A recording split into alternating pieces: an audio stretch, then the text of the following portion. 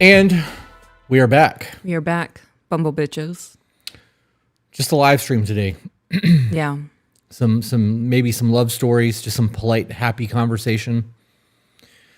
I don't have a whole lot of life stuff. I don't have a lot of housekeeping. I do want to talk a little bit about the document that I sent you yesterday. Okay. Excuse me. The cough is getting better. It's not as dry. There's actually phlegm discharge coming out of my lungs at this point, which sounds really fucking gross when I word it that way. But I am feeling a lot better in that aspect. That's good. That document is ready. I sent it to Sean, Mike Getz. I sent it to Zach. I got feedback from everyone. I added to everything that they gave, and I am ready to sit down and record an episode.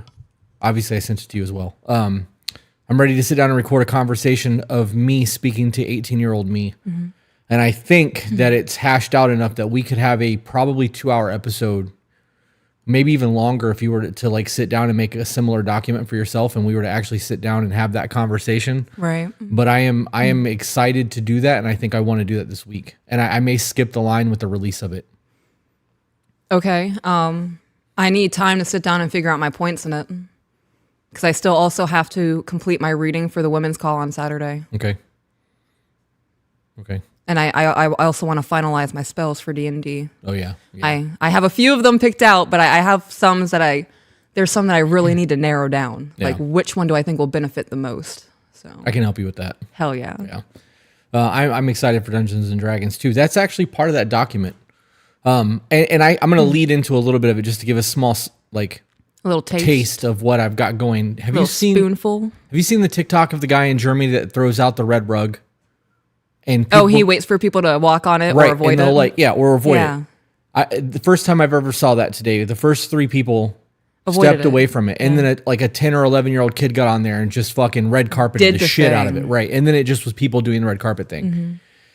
And all I could think of is this is people who are living in the construct of what society expects of them. And then you get a kid who's still a free-thinking, imaginative, life hasn't fucked them over yet, and they go for it. Yeah. And you see the difference in people who are stepping away, who are afraid of it, who just, no, I'm not interested in that. I don't want people looking at me. They're very ashamed. Yeah. And the people who don't give a fuck are smiles, they're having a good time, and it's 3 seconds down a red carpet for a TikTok video. I am very hung up on... So first and foremost, I believe that video games can be a great way for young kids to learn to problem solve on their own. If they can read and they can play a video game, they will learn a semblance of problem solving. However, I think that with video games and teaching you problem solving, you are learning to be a drone because all of the rules, the constructs of the video game are written in code and you can only stay inside of those lines. If you're not able to interact with your environment, and you want to jump up on a rock, you can't. If you want to destroy a building and you can't do that in the game, you can't do that. However, teaching young kids how to play Dungeons and Dragons and allowing them to play in a world where the only thing that limits you is your ability to creatively think. It allows you to interact with the world around you, and then it allows you to deal with the consequences of your actions while playing in a safe environment where it's just a made-up character that you've created to do that. We get so caught up in the societal rules and the manners that we're taught, and you must be polite. You know, there's all of the things that we're taught are supposed to be the right thing, and then you come into teenage years and you start being pressured by society of what is and what is not acceptable behavior, what is cool, what is not. If you do this, you're going to look like a dork. Like, you won't have any friends. Right. And then you become an adult who is a shell of a person who's suppressed your creative thinking and your creative problem solving. And then you wonder why you feel like you're depressed all the time and there's no hope because society has told you this is what you get. And you're not willing to do the work to learn to reteach yourself to think outside of the box to correct that behavior or that thought process. And that's going to be a big topic of what we talk about when we get into that document. Okay. You saying all of that triggered a thought process in me. Hang on, let me pull this up real quick. Okay. Let me see if I have it.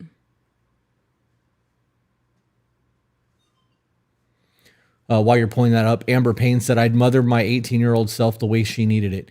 You guys should absolutely become the adult that the child version of you needed to be their protector.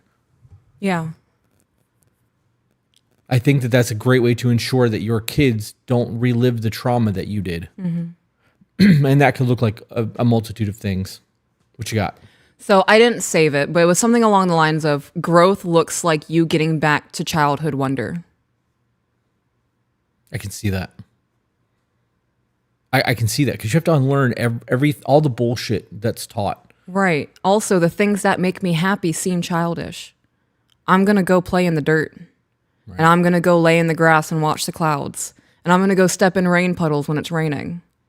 And I'm going to sing and dance in public to make my husband smile. Like, I'm going to do that strut on the red carpet for 3 seconds. Yeah. First time I saw that video, every single person avoided it. I saw the first person avoid it, and I was like, what the fuck are you doing? Like, I used to dream about that when I was a kid. It's not the actual thing, but someone just did that for my ass.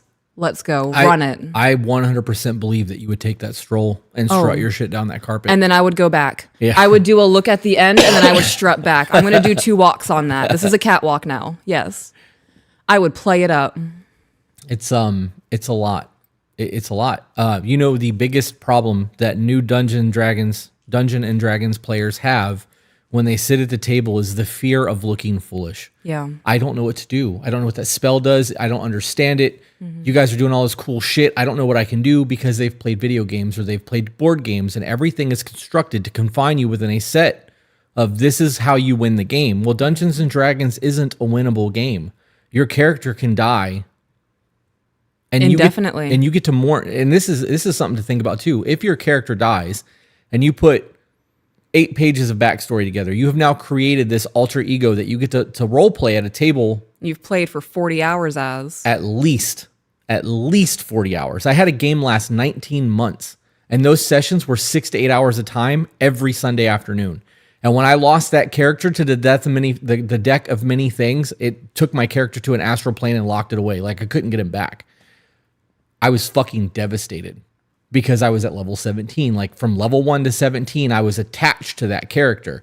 I would take that shit so personal. I did. I did it to myself though because I pulled a card. I fucking knew better. Yeah. I would have cried over that. I would have taken it so personally. Like you're the DM. You could have prevented it. Why did you do this to me? Did you not like the brownies I made? But those are real life consequences to the actions in game, and it teaches you to think critical. It teaches you that it's okay to take risks, but with those risks can come catastrophe. It's just a lot. So I think that people have that fear of being looked down upon for being the goofy person. You mentioned the stomping in mud puddles and getting dirty. Believe it or not, our bodies are fucking washable. Right. You put us in a shower, it's no different than a dishwasher. You get in there and scrub yourself up and you're fucking clean again. Yeah. So why not? What are you afraid you're going to get ringworm? You put some fucking clear nail polish on that shit. Go about your life. Enjoy the shit. Technology is there to make sure that we have the ability to unbacteria ourselves. Right. Yesterday it started raining. The kids and I were playing hide and seek. It was nice and overcast. And I paused my juicing. And I was like, kids, it's really nice. Let's go play hide and seek. And we got like 2 or 3 rounds in before it started raining. And I was like, all right, everyone back on the patio because it started raining hard. Yeah. By the way, there's a dead beetle on my table. Don't get rid of that. I want to put it in a frame. With anything out there, so it just didn't randomly die there. I moved it, just so you're aware. Because I had the beetle on like 2 pieces of little tiny bark, and it started raining really hard, and I couldn't move fast. So the kids were like trying to shield me with leaves as I'm running across the yard super gently with this beetle. But we get back onto the patio, and the kids were like, we want to go play out in the rain. And I was like, no. And they were like, we'll be right back. And they threw on jackets, and they put shoes on. They're like, can we go play in the rain now? Like, come on, we covered up. We want to go. And I was like, go put your swimsuits on. Yeah. Because I was trying to sit there. I was sitting there thinking for like 5 or 10 minutes. I was like, we don't have rain boots. We don't have any rain clothes. I was like, I should probably get that for them. I was like, well, what can I do? And I was like, we have trash bags. And I was like, no, I don't trust them to not breathe. And like, even if I cut like holes out in it, if they put it over their head, not going to take that chance. And I was like, oh my gosh, they're swimsuits. They're already wet. I was like, go get your swimsuits and put them on. And they did. And our daughter went to go put shoes on. I was like, what are you doing? Why are you putting on shoes? She was like, I want to stomp in puddles. I was like, take your shoes off. And she was like, no, I want to make my shoes dirty. That's the fun of the puddle. And I was like, no, you're gonna those are your new shoes, you're gonna ruin. I was like, you can do it with your feet. Go stomp in puddles. And then I sent you that photo of the makeshift fort that I built. Yeah. And they played outside in the rain for an hour and a half in their swimsuits having fun.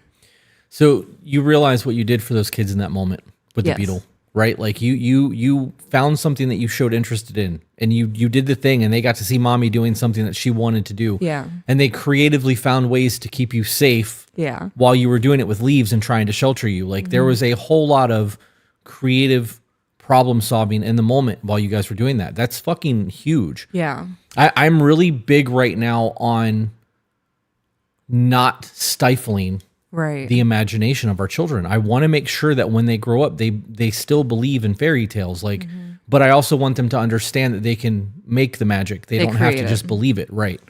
So yesterday when we built that little fort, it's 2 lawn chairs.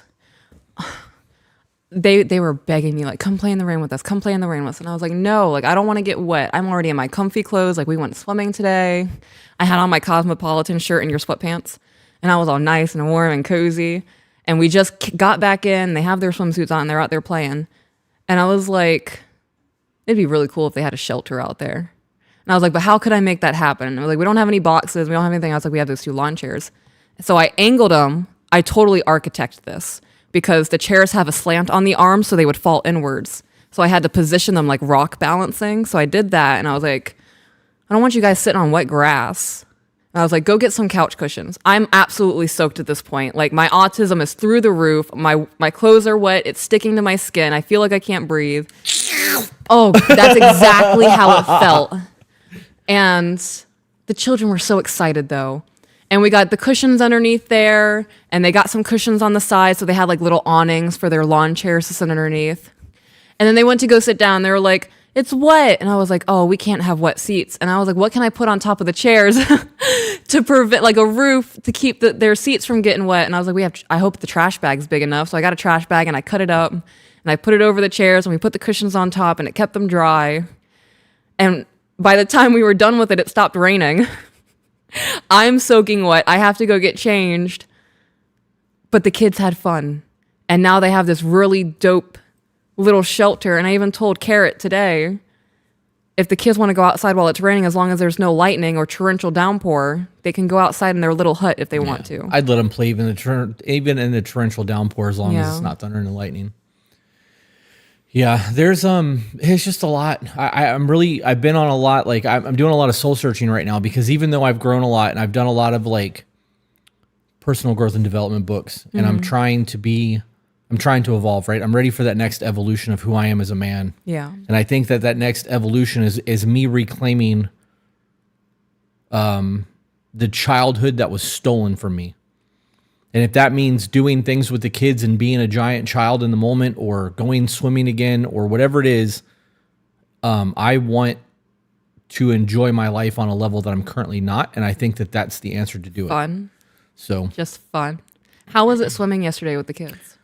Frustrating as a motherfucker. Yeah. I heard you laughing a lot though. Because she was having a blast. Yeah. I have a very hard time with little man's fears. Yeah. And it's something that I know that I either need to understand more or I need to learn to get over. Mm-hmm. But when he just refuses out of fear, it's pure panic. It's hard for me to relate to that because I will fear something and do it anyways. I may not enjoy it and then never do it again, but I want to at least try. And when his head went underwater yesterday for the first time, I've never seen him panic like that ever.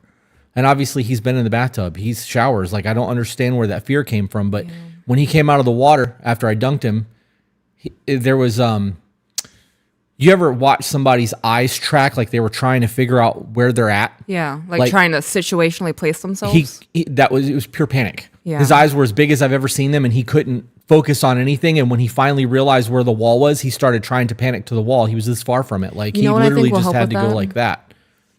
I think getting him goggles and not closing his eyes will help with that. Maybe. Like, if you're like, okay, son, focus on this part of the wall, keep your eyes open, hold your breath, I'm gonna dunk you. And he's able to keep that, he's able to position himself. Before he was born, because he was so prematurely, the high-risk doctor warned me that his inner gyroscope is going to be out of whack. It took him until he was 3 years old to be comfortable on a swing. That panic that he felt swimming was the exact same panic he felt on a swing. Yeah, I've never experienced it. I've never seen a kid go through that ever. Yeah. It kind of fucked me up a little bit. So It's genuine, like I'm about to terror, die. right? Yes. Yeah, that's what it looked like to me. So maybe we should get a face mask goggle that's got the nose covering, and we could try that. I don't know. I don't mind getting in the water. I love swimming. It's the ear. I can't go under more than 3 or 4 feet because I have that eardrum has got a hole in it. So like I get migraines and shit. It hurts. Anyways, so people would love to have emails read and questions answered and shit. And we've been running now for 20 minutes just bullshitting. Would you like to do some love stories today and just kind of have an easy live stream, or do you have anything that you want to discuss? No, I want to talk about my juicing. Okay. That was fun for me. Yeah, it was spicy.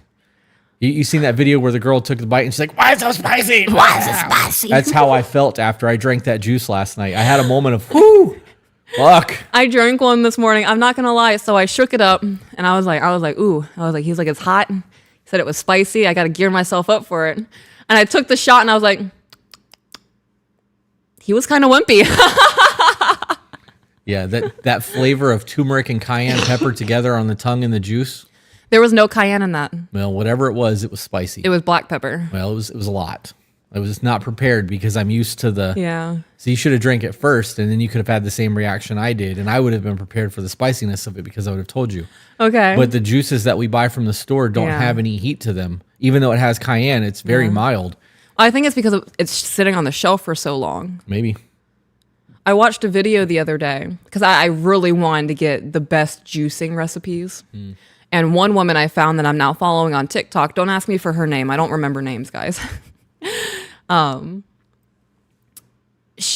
husband, it was like, ask me these questions and I'll answer it kind of thing. They were in a grocery store and he was like, why don't you purchase juices from the store, like the immunity shots? And she was like, well, I can look at it and I can see that there's sediment, so I know that there's juice in here, but how long has this been sitting on the shelf for? There's a best buy date, and that's already a week from now. Right. Has this been sitting here for 2 weeks in transit? I don't know how effective, if it's still porous is not the word, but... Well, the nutrients degrade. Right. Right. There's degradation there for sure. Is it still impactful is the only thing coming to my mind.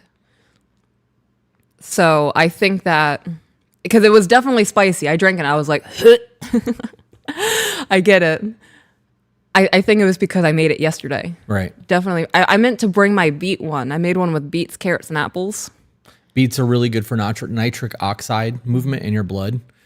So people who have oxygen issues, like you remember we were talking earlier about the methylated. Yeah. We could do beet juice for the kids or get them beet gummies. It's not going to taste good. They're not going to enjoy it, but the beet juice before bed would get their oxygen flowing through their system a little bit more. We could try that. That would probably be the more organic way to go. Do that tonight. Yeah. Have some in the fridge. Yeah. I also made a healthy Bloody Mary. Tomatoes, celery, carrots, that whole kind of thing. I'm actually really excited about that. I enjoy drinking V8 juice. I do too. I will actually drink that out of the can or bottle. Right. So I want to try that one too. That's sitting in the fridge if you want to try it. Give it a little shake. You call it the Zach Special because it's just tomato juice. A little ironic name. But now I am all into the juicing thing. I'm actually pretty shocked with myself. I have kept up on the apothecary thing. So I'm still making like little medicines and tonics and whatnot and teas. I have slacked on my knitting and my crocheting. I am going through a bout of low energy right now. So I haven't done that in like a month, but I am still reading. So that's good. And now the juicing is the thing. And I'm also still gardening. I'm still gardening. My plants, I have my Monstera plant. I have a leaf that's bigger than my torso. We should get rain gutters. I should measure on the back of the fence from post to post and buy gutters. Okay. And just drill holes in it and then wire it to the fence.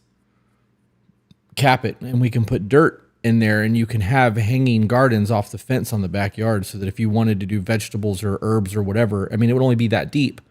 But I can't imagine that you wouldn't be able to get... I'm trying to visualize what you're talking about. What you're saying makes sense to me. Yeah. But visualizing, I can't picture what you're saying. It would be, Are you talking like a box? No, the rain gutters that are on our roof. Yeah. That has the downspouts. Yeah. If you buy those rain gutters, I could drill holes in them and mount them to the fence in layers. And we can just fill them with dirt, cap the ends, and yeah, you could do carrots or whatever. great. It's going to be 4 inches of dirt. It's not a Right. lot, but you But I can could do do a herbs lot and- there, right? So for your juicing or whatever, if you're going to keep juicing, we have to move away from anything that's been treated with chemicals, because know. when you juice, for the guys listening, Yeah. if you juice something that is not 100% organic, the pesticides and the things that you ingest from that is concentrated. Yes. You're getting a whole lot more of it in a very concentrated amount, and it's going directly into your bloodstream because it's a liquid instead of a processed food. Right. So it's important that if we continue juicing, that we go 100% organic with the juice aspect of it. Well, I actually sat down yesterday and took a break from my brain and looked at my gardening outline because you said you were thinking about expanding the gym. Yeah. I don't think it's So- going to happen. No? The guy that I spoke to yesterday said that we would need to have an engineer come out, and he's not even willing to do the job. So I have 2 more people that are coming out. Okay. That will be coming out to talk to me, and I know both of them personally, so it might be a different answer than the guy that I called. Okay. But as much as I enjoy the work those guys do, I don't like doing business with people that know us like that. Yeah. I feel like they There's try a to take leniency advantage, there. right? Yeah. They view it that there's a leniency there, so they can take longer on the job because we'll be understanding because of the friendship. Right. Yeah. Which has happened quite a bit. Yeah. So I didn't even think to reach out to Ian. I probably should, just to at least see what he can do, but Yeah. I don't know. But I'm looking at moving, so I restructured everything, and I'm thinking about moving the garden over to where the kids' playground is. But I want to get screening or mesh something to go above it, and I would have to get poles to go into the ground because there's just a bunch of harsh sunlight over there. Yeah, there's also a septic tank over there. Right. So anything that's put into the ground, It's not going to be okay, in the ground. Yeah. I want to get, I was looking at above ground planter boxes that stand up because my back is killing me. But I don't know if that will be feasible because of the hurricanes that we get. You know the smartest thing to do would be to clear out that back porch other than the hot tub and just put everything on the porch. Get individual planters and just do it there because it's still going to get sunlight. It'll get enough. I don't think it will. I don't know. I don't Well, think. I had all those plants on the back patio. Yeah. And my larger plants, like my elephant's ear and the monstera, were not getting enough sunlight. I had to move them back onto the patio. That's why I moved all of the plants outside because they were becoming vitamin D sufficient. Yeah. Those that backyard, that little area where all Insufficient. your shit is now is the perfect, I think, amount of sun because there's a lot of shade. Yeah. So it doesn't cook everything. Right. But we're also coming into the hottest time of the year. We have 2 months of hell. Yeah. So starting this month. July and August is horrible. Oh, it's awful. I was outside this morning at 9 a.m. and I wanted to take my skin off. I believe that. We need to sit down and have a conversation about where to put all of that stuff. No, you just need to figure it out and tell me what you want to do. and Well, I can say tried to yes or figure it no. out, and I had my spot, and you were like, I want to expand the gym. And I was like, okay, can I Well- move it to the other spot? Yeah, and I do want to expand the gym, but if it's going to cost us $80,000 to do it, I'm not doing that. It's not worth it to me. Okay. So let's assess after we get quotes for everything because Okay. I don't know what it's going to cost to redo the kitchen and shit too. But Okay. that's not podcast conversation. Let's do a couple love stories and then we'll do some chat interaction. Okay. I keep looking over and I'm seeing amazing comments in the chat over here from Facebook and YouTube. This is only at 8%. I don't understand why this takes so long to charge over here. Because it's not a charging cable. That cable's for playing video games. Gotcha. I don't know if I have a USB to USB-C that's like a proper charging cable.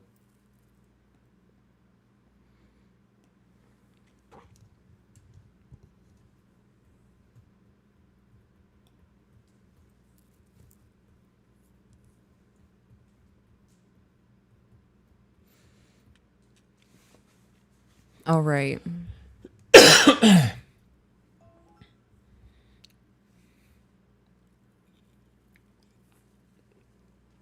While you look for that, I'm going to address a comment real quick. Okay.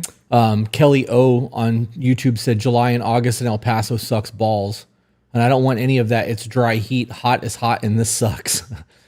I fell down a mountain in El Paso when I was a kid and landed in a cactus.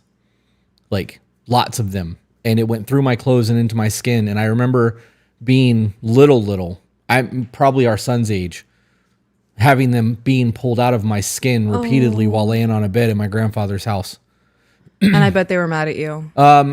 that was one of the first times that my mom was ever concerned about me without anger involved. It's not like I intentionally fell down a mountain, but that was not like her. When she started drinking, that all changed. But yeah, I don't remember. Unfortunate. I don't remember being in trouble for that one. I remember there being empathy because I was screaming and crying as they were pulling fucking long ass cactus thorns out of me. But yeah, it's crazy what you remember from being a child. Yeah. Like that's one of, and it's not like I remember much from being in Texas. It was maybe, I don't know, half of a year that I was out there. I don't know. Anyways. Okay. So this one is titled Our Love Story. Then a suggested title is It's Not Always Rainbows and Butterflies. No, it's not. I'm nervous to share our love story. It's a difficult one, not full of fairy tale magic and an overabundance of sunshine and rainbows. But it is ours, and I wanted to share it with you. I feel like we've read this. I thought we read this too. Okay, I'm going to move it then.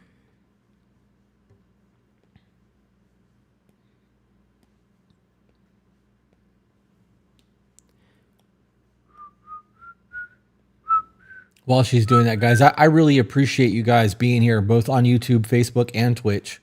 It's cool to see the numbers growing. Are we on Facebook right now? We are. We got 280 on Facebook, 307 currently on YouTube, and 28 on Twitch. Holy shit. Hi, everyone. Oh, yeah. I feel super nervous now. I didn't realize so many people were here. Yeah. Oh, my gosh. Do you guys need something to drink? Are we okay? Is anybody too cold? Oh, gosh.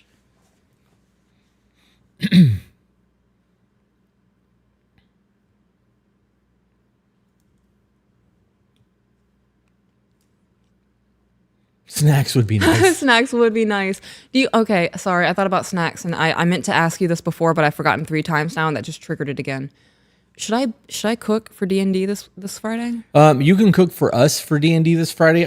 We need to find out what time we're playing because he had a 7 for session 0. I think we might be starting at 6 this week. Oh, I would love that. I would too because I would like to get 5 or 6 hours of gameplay in. Right, like I'll play from 6 to midnight. I'm able to stay up later now. I'm pushing myself. Yeah. I didn't fall asleep until 11 last night. Yeah. Like I was up until 2.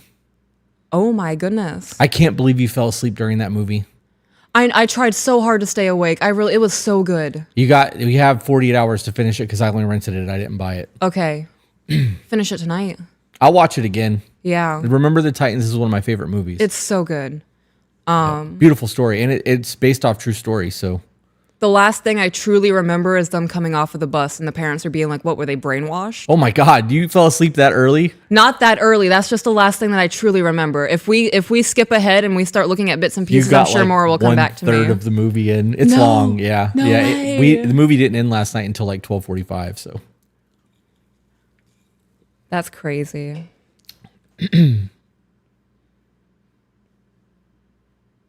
Do you want to message the group chat real quick and see what time we were going to start I'll do it playing? when we're done. Okay. All right, so this is top 3 love stories from Patreon. Okay. So maybe this is all one story from one person, but they're top 3 love stories? Yeah, that's okay. what I had asked for on TikTok. Okay. Romantic moment number 1, our first kiss. I will fully admit my idea of romance has always been a little skewed.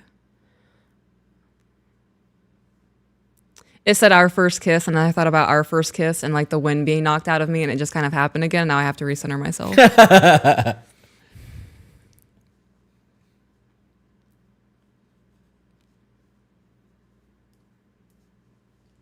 Okay.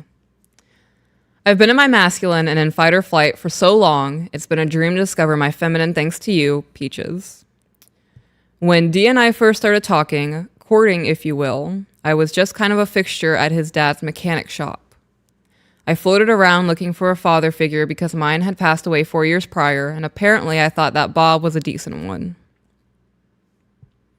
I had dated another mechanic that worked there and promptly figured out that that was not a great idea, broke up with him, he left, and then I stuck around. I met Dee when he moved down here from Indiana, and I was a little crush struck.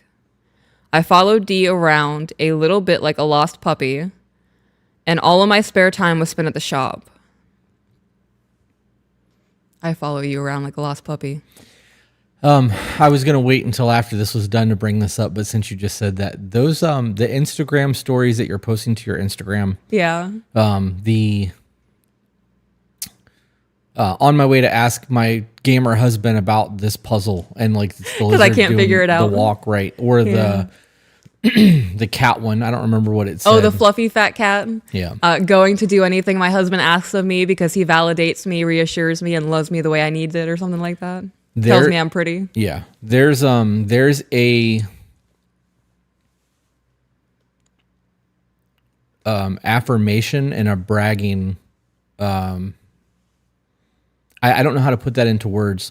There's a lot to that. And it's not the same as like posting a picture or being like, look how cool my husband is. Like you're being watered in those memes because you could just laugh at them, send them to me and scroll, but you're actually posting them to your stories and shit. Yeah. I saw one of them late last night. I saw the other one this morning when I got out of bed. Excuse me. And it made me feel really good to see that on your story. Oh, I'm glad. So, yeah. I love you. Like a stupid amount. And I do follow you like a lost puppy. There have been a few times where you're like, why are you following me? And I'm like, I didn't recognize I was. Don't call me out like that. Do you need something right now? No? Okay, well, you just followed me to the bathroom, babe. I got to go to the bathroom. Oh, okay. I didn't even realize we were in the bathroom. Yep. Oh my gosh. It'd be like that. I just look at your back and a lot of the times your butt. And then we go places. I get it. There's randoms. I'm just going to sit here for a second. Yeah. Like this morning on the little round chair we have. Yeah. It happens. Oh, man. Okay. Back into the email. Dee and I quickly became friends and exchanged information. We talked and flirted, and it was easier to keep my cool with a screen in front of me than a person. I am an absolute goofball, and so is he. I love that. I love that too. One day, he asked me for help, which is not uncommon. I am an extra set of hands with a little bit of mechanical knowledge and small hands for tight spaces. What was that? Because I have, look, this is a 12-inch soda can or a 12-ounce soda can. Oh, I wish I had a soda can for reference. I have giant lunchbox hands. Yeah. So doing anything with these is hard. And even though you've got fingernails, your hands are so much smaller that you're able to do a lot with them. So I can fit my hand in a Pringles can. Yeah, I can't. I can't get like past this. Yeah. I have big fucking hands. So there's just a relating there because there's times where like I have to go get tools with magnets to be able to thread things because I can't get my fingers anywhere. I can do it for you. Yeah, I just got to come get you, which means I have to stop to come in the house and be like, hey, you know. So you just problem solve in a moment. Yep. I'm here for that. We work on something in close quarters, outside, turning wrenches and an engine bay all up in each other's spaces, moving around each other pretty seamlessly. There was that says a lot too. Yeah, the non-verbal communication. It's huge. Yeah. Damn, I'm just interrupting all kinds of shit. I mean, I'm doing it too. We played It Takes Two. That's exactly where my mind went to. There's so much like you have to communicate. Like that was what I saw on everything that before I downloaded that game. It's a communication-based game. Yeah. You have to be able to talk to your person to solve puzzles. And we beat the game over four play times. Yeah. And I would say that we communicated about the game less than 25%. A lot of it was just talking stupid shit and having fun with playing video games, but we were so in sync with what we were doing that we didn't have to talk about it. Yeah, I saw what you were doing and I was just able to catch on or vice versa. That's huge. Yeah. Yep. It's a really big deal. It shows that you are paying attention. Connected. Yeah. I think it's more than paying attention. Yeah.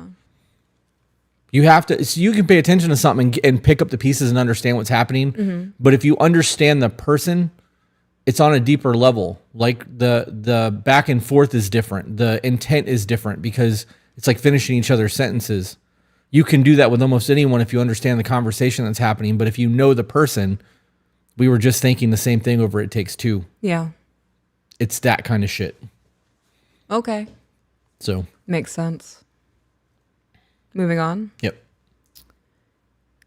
There was a glorious moment when the sun was setting, so the sky was orange and purple, and of course I got distracted by the pretty colors instead of what I was supposed to be unbolting.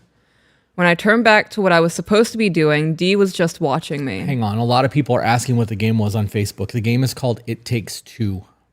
It is a 2-player game, split screen that you can play on one console or across across the world, and you can see your screen and they can see theirs, like at the same time. You Yeah. can see both, and you can just look over and see what's happening. It is a very fun game. If you guys want to see it, we have a YouTube Life account that we uploaded all 4 of the gameplay to. It's hours of content, but it's literally just us playing video games. If that's something you're into, it's To Be Better Life. Yeah, like 4 to 5 hours at a time. Yeah, we had a 5-hour session, a 2-hour session, and then I think a 3 and a 4. Yeah. Yep.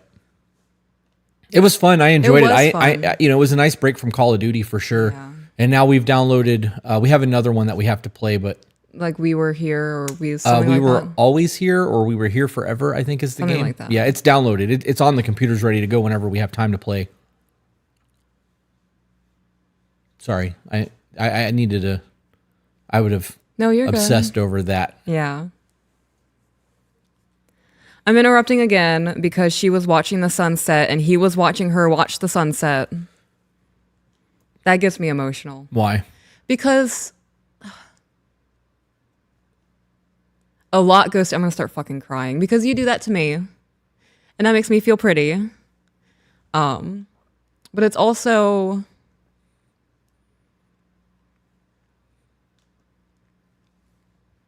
oh my God, I'm trying so hard not to cry. Would you like me to get you some tissues? You got makeup on.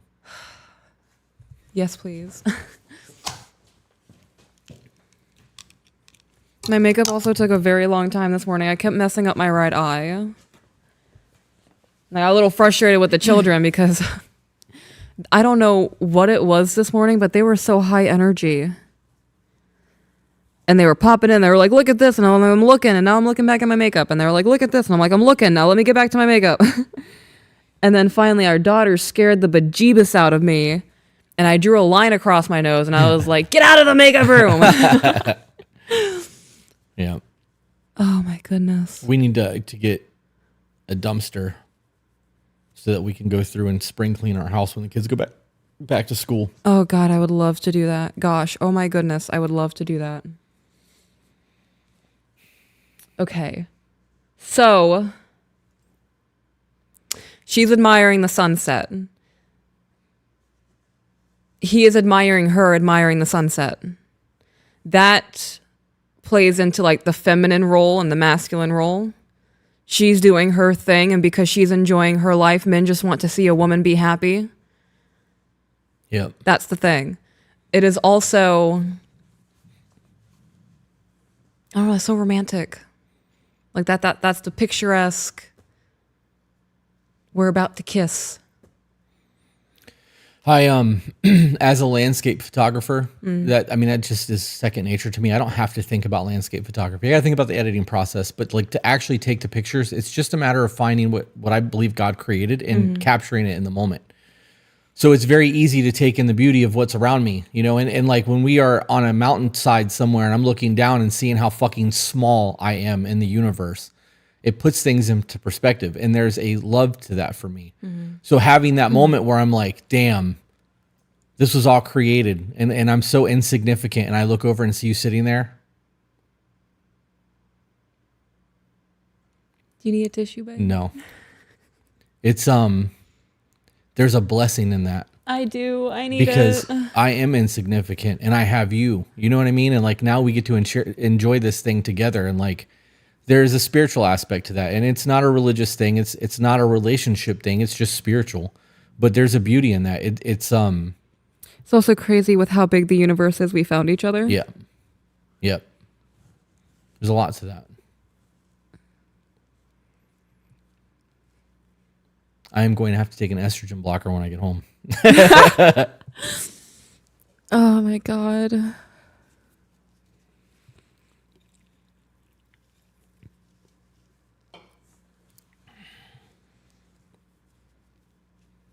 It also speaks on actually living life, right? Because it's easy to go to work and come home and watch TV or scroll TikTok or listen to the To Be Better podcast. Speaking of which, if you guys haven't yet, you should subscribe to listen to the To Be Better podcast. Speaking of which, if you guys haven't yet, you should subscribe to everything. Go to YouTube and subscribe to the YouTube channel. We are almost to 200,000. That's the goal by the end of the year. We're at 187,000. So like, share, and subscribe. But you can go and do that and just be disconnected from your person and just share space in the home, where you can go out and actually live your life, and you can have conversations while driving, and you can see things, and you can live in the moment right now and not worry about tomorrow and not worry about what happened yesterday and not have to worry about the mortgage, and exist together in a moment in time. And like, that's an amazing thing. Get over the fact that they said something out of the side of their neck yesterday on autopilot. Like, yeah, be happy right now. Yeah. Yeah.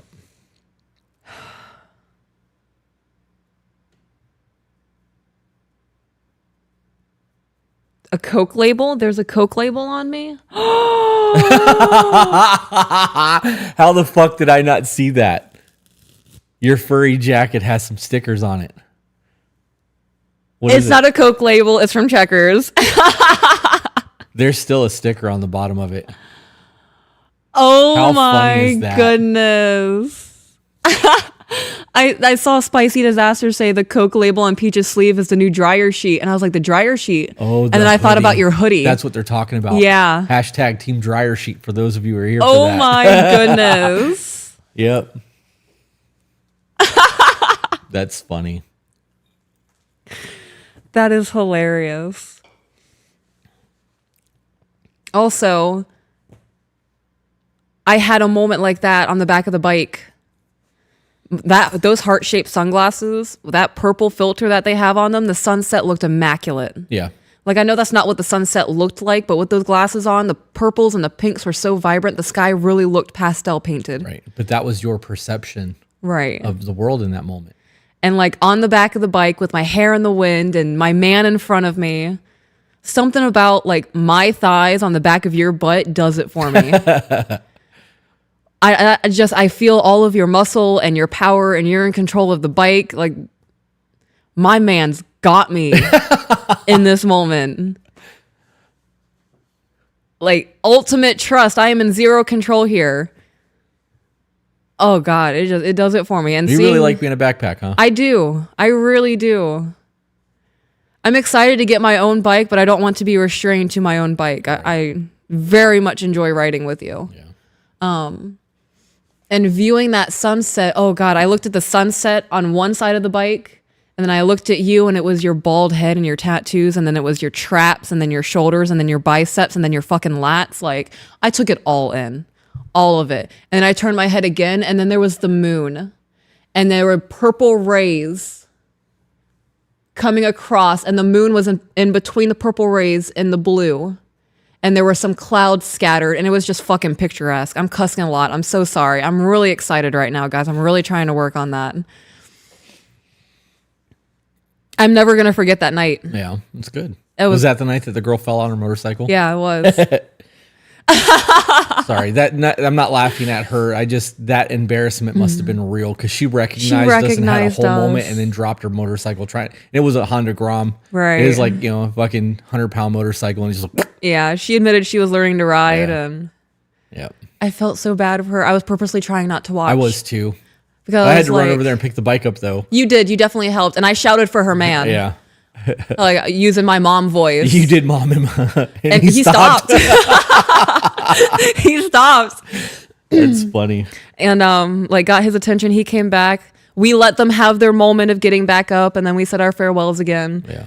But like I did. I felt really bad for her. I was like, oh my God, she fell not in front of people. She fell in front of us. Like, Yeah. She did great though. She handled it like a champ. Took off was flawless. Yeah. Just sand and tight turns don't do well. So, especially on a tire that's made for street. Yeah.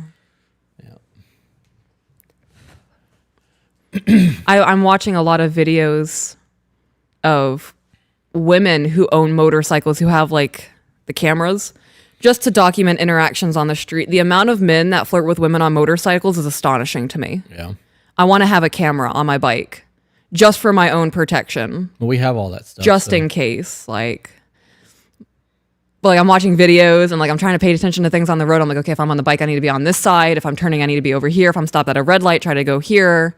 And then on the turn to get into the studio, I saw a little bit of dirt or sand, and I was like, I need to watch out for that fucking sand. Yeah. Pay attention to sand. Sand and grass clippings. Yeah, I'm really trying to get into the mindset of a rider versus a driver. I want to take that class. Yeah, there's a lot of alert, and everybody gives bike riders a lot of shit for aggressive riding, and they're oh, you shouldn't be riding like that. It's tactical. I ride super aggressive. I pass, I sweave, I get in front, and then I watch my mirrors. Like I've been hit by a car on a motorcycle, so like I know how fucking dangerous it is. It's not. We almost got hit by a truck in a parking lot. Yeah. Like after experiencing that, I understand everything motorcyclists do now. Yeah, you'll find yourself once you start riding becoming a cage shield. Yeah, I always get behind bikes. Always, if I see a motorcycle on the road, I get behind them because I'm gonna watch their back and make sure they don't get fucking plowed into. Yeah. So I know somebody that was rear-ended at a red light and it broke him and her neck at a red light. They were stopped. F-150 just snapped both their necks. Stood no chance. Blows my mind. Anyways, let's get back to the email. Back into the email. I got caught up in the colors of his eyes for a second. He grabbed the end of my chin with his dirty ass hand and asked, "Are you going to kiss me or may I please?" I kind of just jumped forward, so our first kiss was not the greatest. I think that's amazing. Although I wouldn't have said shit. Just would have done. I'd have just stuck that finger on the bottom of the chin and pulled you. You know what I'm talking about.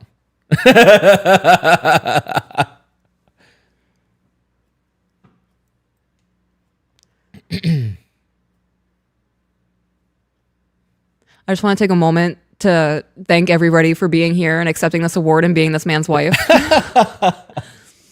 Oh my God. Where's that red carpet when you need it? Oh.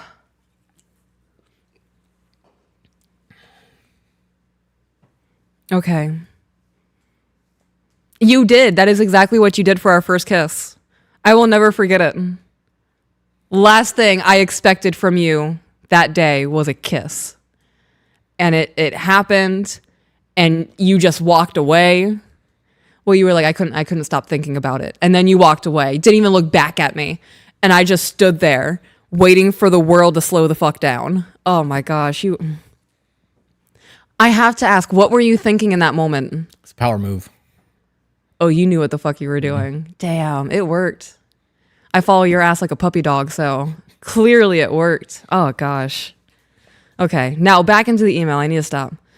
A couple of hours later, when all the work was done and we were all saying our goodbyes, Dee decided we needed a do-over. He did the whole hold her face to control the kiss thing and was a much better rendition. Yeah. A chorus of "finally" sounded from 4 people behind us. The rest is history.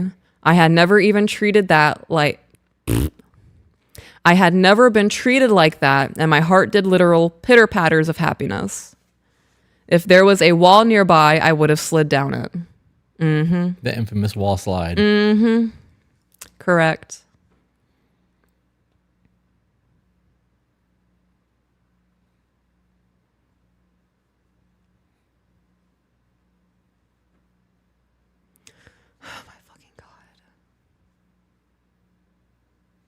Thinking about you makes me flustered and my brain gets scrambled, and now it just looks like I'm looking at alphabet soup versus somebody's love stories. Well, while you're regaining your composure, Carrie asked how to send the stories. Any email that you guys would like to send or anything that you would like to do, send it to tobebetterco@gmail.com. That's how you get advice. That's how we respond to everything. We don't respond to DMs. We'll never reach out to anyone for money. There will be no tarot card readings from any of the numerous scam accounts that are out there. So if you would like to... We don't have agents. Yeah, no, we don't. Oh, that was another one. We'll never charge anybody to be on our podcast. So beware of that shit. Yeah. Patreon is the only way that... Well, obviously subscribing to our content across any platform is the only way that you would ever support us in any financial things that we're doing. Correct. One of the moderators on Facebook, please put the email and try to pin it if you can. All right. Romantic moment number 2, showing me tenderness until I cry. I have never been shown tenderness in a relationship, and that is 100% due to the company I previously chose to keep. D has been incredibly patient with me, flinching away from him and needlessly apologizing. Especially the apologizing for apologizing before I even apologize. I could see it in his eyes every time that it made him sad. Oh my gosh, can I take one of your estrogen blockers? It's taken 3 years of being treated correctly to undo such damage, to learn and grow and be myself again. D and I watch movies at night before bed, all curled up under the covers, talking and flirting and just touching each other because that's one of our love languages. Because of my past, I'd never felt a positive, comforting touch on my face from a significant other. D slid his hand on my cheek and did a little thumb rub while I was laying on his chest, and I started to tear up.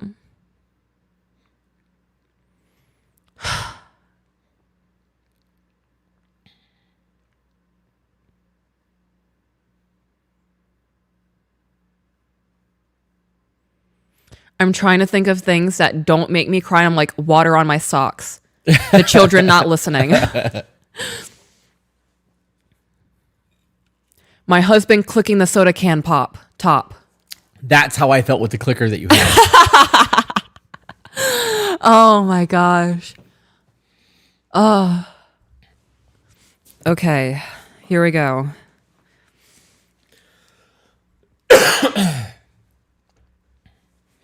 I told him if he didn't quit that, I was going to cry all over him. He pushed me slightly so I would lay on my pillow and adjusted so we were face to face. He kissed my forehead and put his hand back on my cheek, staring into my eyes, and resumed his little thumb rub. My tears started to fall, and he either wiped them away with his fingers or kissed them away until I stopped, telling me that I deserved tenderness and love.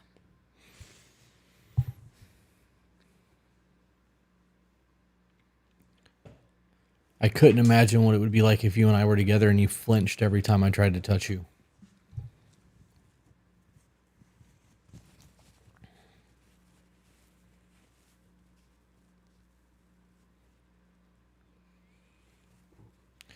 Angie Jacobs, I just saw, this is the first super chat that I've seen. I've been trying to not pay attention to the chat, but she said, Chris, I love the t-shirt, a message we all need. This came from the Till Valhalla project.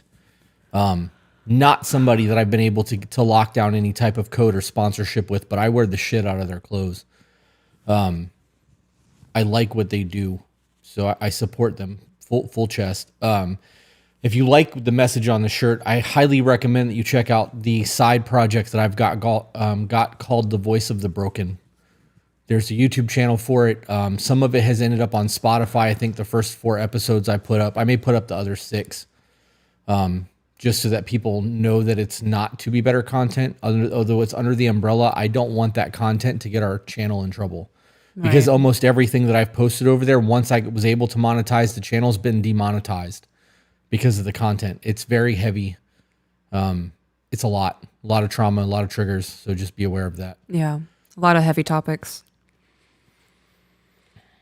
I plan on doing the same thing for the women's. I'm going to add something like that to the garden segments. I just have not been in the mindset to broach those topics because it gets fucking heavy. Yeah. And it is relatable. I just saw in the chat, what was the name of the shirt again? It's the company is called Till Valhalla Project, TVP, Till Valhalla Project. Somebody else also asked, what can I do to support what we're doing? Our Patreon channel is where it's at, guys. We record all of our podcasts live. So people who are part of our Patreon can watch while we're actually recording the podcast. And what you guys get is a edited, narrowed down version. A lot of the banter's cut out. A lot of the inappropriate comments and the stupid shit that we do while we're recording, those episodes get removed, but Patreon gets to see all of it. There is your garden segment through Patreon. We have men and women's group through Patreon. We have both private and public. There's a lot. Patreon.com/to-be-better. That's where you need to go if you really want to support what we are doing, because YouTube takes 30% of everything that we get. So on $1 super chat, we'll make 70 cents. Right. And then after taxes, it's much, much less than that. So if you guys really, truly want to support us, go to Patreon. I think I've decided that every time I record true crime episodes, live. I'm going to do it live, super baked. Yeah. That was fun. Well, it was fun for me too because I didn't have to do anything. There was no editing. I just left it up. There's a whole lot of cut that's. A lot of pauses, a lot of me talking to the chat. Yeah. It's one-on-one with Peaches. I mean, are people enjoying that? Everybody loved it. Because it's messy. Yeah. It's fucking messy. I had a lot of people got baked with me. It was fun. It was a lot of fun. Okay, we're moving on to romantic moment number 3, a birthday dinner. Okay. A few months after we officially got together. Hold on. One more thing about Patreon, and then I'm not going to talk about it for the rest of the episode because I'm not trying to sell you guys. We also do Patreon exclusive meet and greets. We do. So like we had one last month at a mini golf place in Sarasota. We're doing one in July in Tennessee. Yes.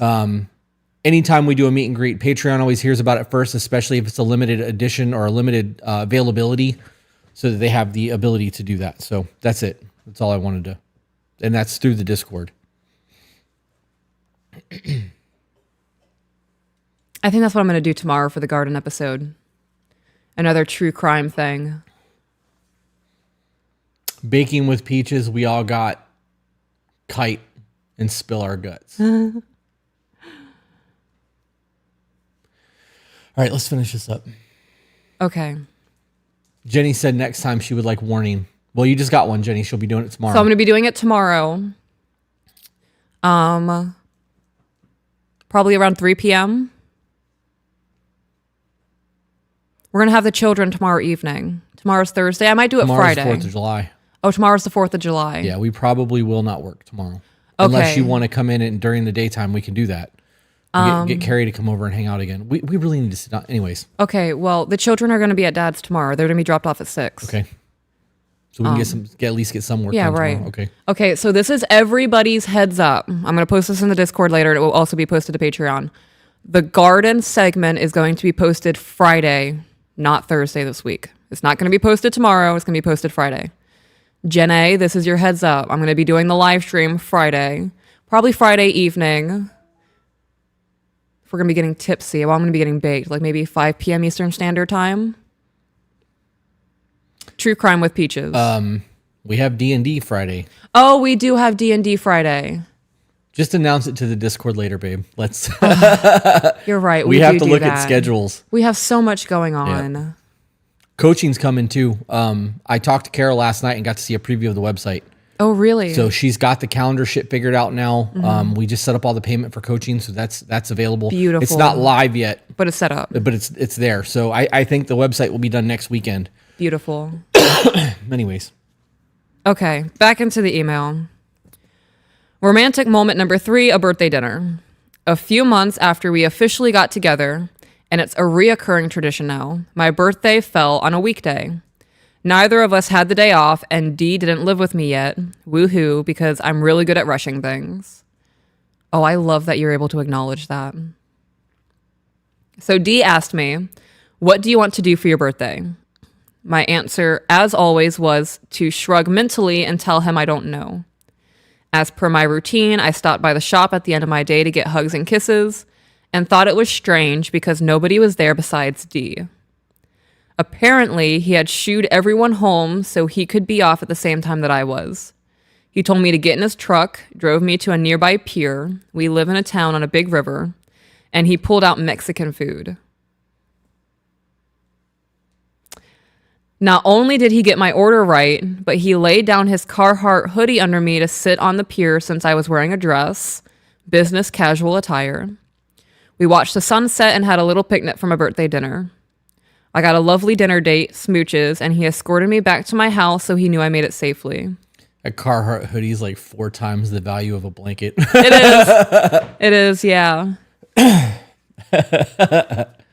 I snagged the oversized Carhartt hoodie and sleep in it every day. You stole his fucking Carhartt? Yeah. That's savage. She did.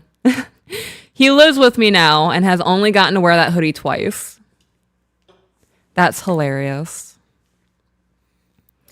He's done many more romantic things, like giving me my first kiss in the rain at 30, a forehead kiss after I fall mostly asleep on his chest. I fall more and more in love with him every day.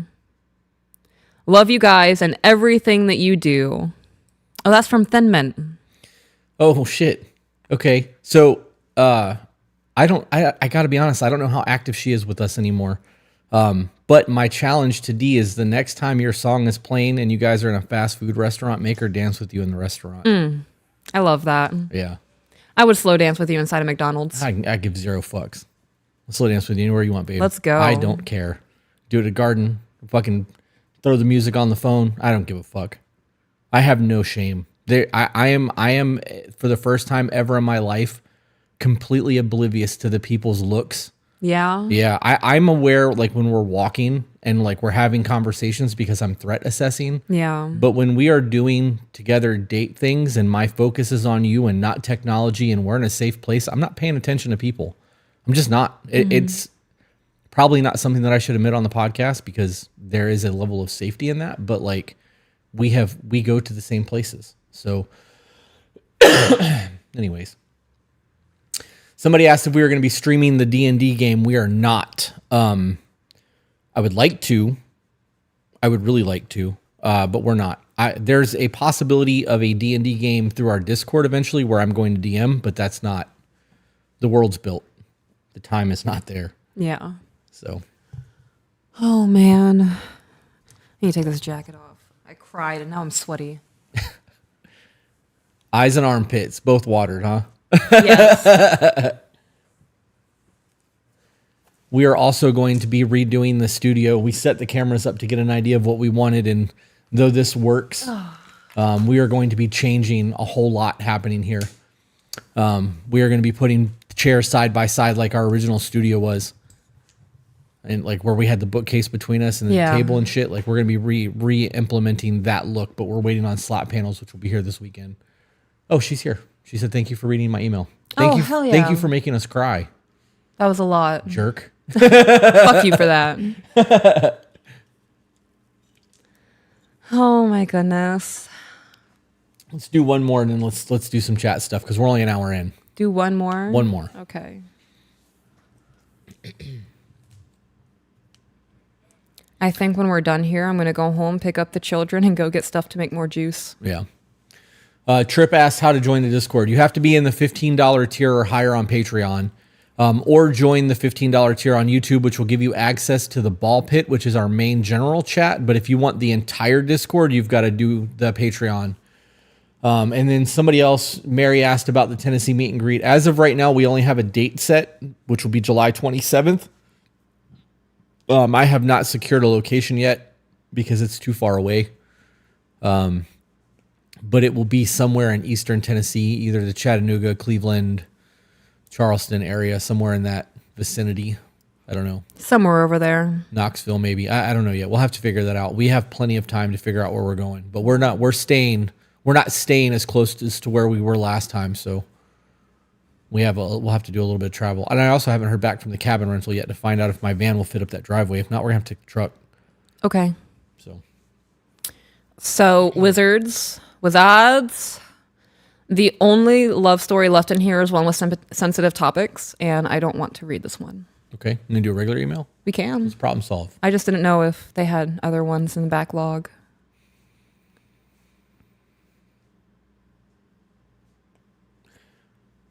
Ashton said, "I'm gonna have to come from Jersey to Tennessee then." Thank you for that. That makes so much more sense than us trying to hit every state and every city that you guys live in. When we do these meet and greets, having people travel to meet us is a lot more cost efficient than us trying to hit every single city that we can go to. Right. And like I would next year, I would like to do the Costa Rica trip, which we started taking surveys for. That you can find that on our TikTok if you click the link tree. It'll take you to the survey so that you can fill out your survey information in case you'd like to actually travel with us for a week and do a retreat. But next year I'd like to go to Costa Rica. I would like to do Yellowstone or Utah because I would like to go to Moab. And I would like to really consider hitting Banff National Park. Oh, I would love to do Banff. So that's my idea for next year. Okay. But those aren't, I mean, we'd probably even have to forego Vegas for one of those. I think the Banff trip is going to be expensive. I would be willing to give up Vegas 1 year to go to Banff. Yeah. That's a bucket list thing for me. Yeah. I want to photograph that. That's one of those things, like with us traveling so much like that. I would like to take the kids on one trip just so they can experience, and that falls in line with talking to Carrot. Yeah, we're going to have to talk to her anyways. Yeah. You planted that seed this morning and my brain's not stopped. Well, last night I planted it. Yeah. I was half asleep when I thought of that. It might have been a fever dream. I don't know, but Yeah, there's a lot that would play into that. Yeah. But that would check a lot of boxes. it would. It really would. Anyways. Okay. So this one says, hello, a conversation starter. Okay. This says themes, healing in a relationship and establishing trust. I wish I had a hair tie. Have you happened to see any of my hair ties lying around? Oh, you know, babe. I don't know. You were up quick. Because my brain holds on to things. Thank you. You're such a fantastic husband, babe. I just remember seeing things laying around. I don't know. Right, but it helps me and it's nice.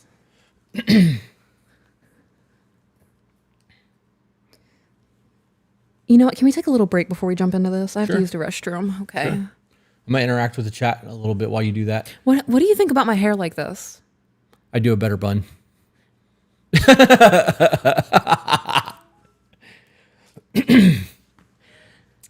Yes, A but lot of people are saying that Banff is beautiful and worth checking out. okay, hell yeah. That Banff National Park is where they filmed C with Jason Momoa. I have not seen that. I fucking love that show. Oh, it's a show? It's on Apple TV. It's the one where the Is it the rock climbing? no. Then I don't know. This show is 500 years after the fall of humanity. There was a virus that made everyone go blind, and the show is about people starting to come back into being able to see. Oh, And I would love that. They call them witches, and like they try to hunt them down, and like Oh, so we like revert back in time and Right. sorcery. kind of it's a Okay. lot, but it's a really good show. They only did 3 seasons of it though. I fucking love that show. I've watched it like 4 times. I'll watch it again. Let's go. Okay, Yeah. I'm gonna go use the restroom. I'll be Okay. right back. All right, let's see. What I'm hearing is Chris should do. All right, I gotta scroll back up because Zach said something. Chris should do her hair real quick. I will absolutely put her hair in a bun. I don't give a fuck.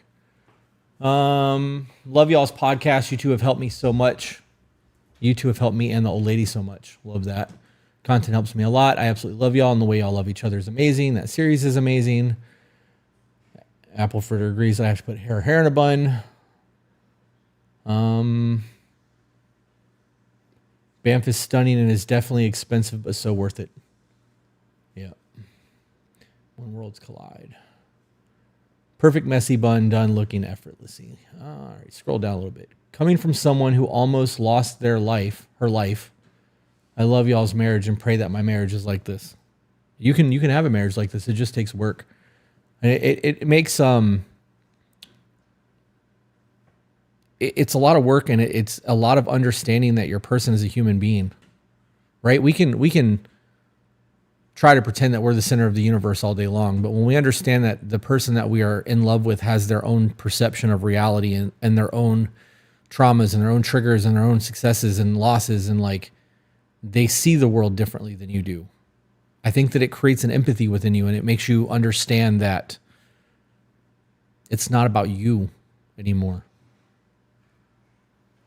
Yeah. Banff beats Vegas with a stick. I love Vegas. That's tough. Dave said, "How was D&D for you both?" We only did the session 0. We have our first actual session happening tonight. Friday night. We didn't have a game last week because 2 of the guys that are playing with us are tattoo artists that work for me, and they were at a convention last weekend. So Alexa said, if y'all go to Knoxville, we are down. We could convoy up. Alexa, the Aloha Snack Bar. Alexa, you and Andrew? Yeah, that's we'll be in that area, so you'll know for sure before we go. On Twitch, Badass Mama said, me and my boyfriend have started listening to your podcast, and we are working on ourselves. That's fucking gangster. I'm also gonna smoke real quick, so if you want to keep answering chat. I will take it off of you so that you can sit over there and smoke. Man, this chat's fucking moving. There's almost 600 people across all 3 things. Samantha G said, I don't know, said, where's Pete? She was in the bathroom and now she's smoking. So can't have that on YouTube anymore because they flag you.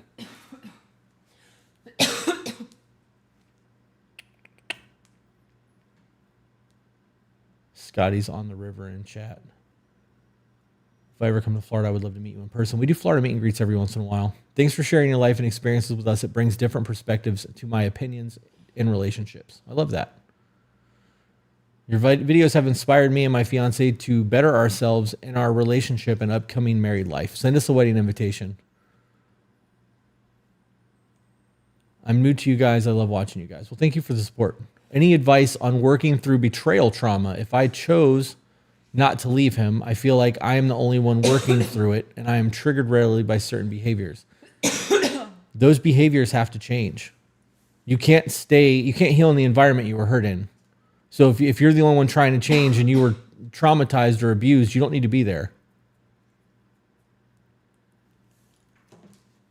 Desk Clan said, I want to get you in my mud truck and hit the rev limiter. It's funny. We were so close to separating back in December, and I started doing self-work, and I started following you guys and introduced y'all to my husband. And we are now like teenagers again. 11 years together, 6 years married. Keep doing what y'all are doing. You keep doing what you're doing. We didn't do shit. We talk shit on the internet and have conversations about things that we're passionate about and try to spread awareness and thoughts that are going to benefit you guys, but you guys have to do the work.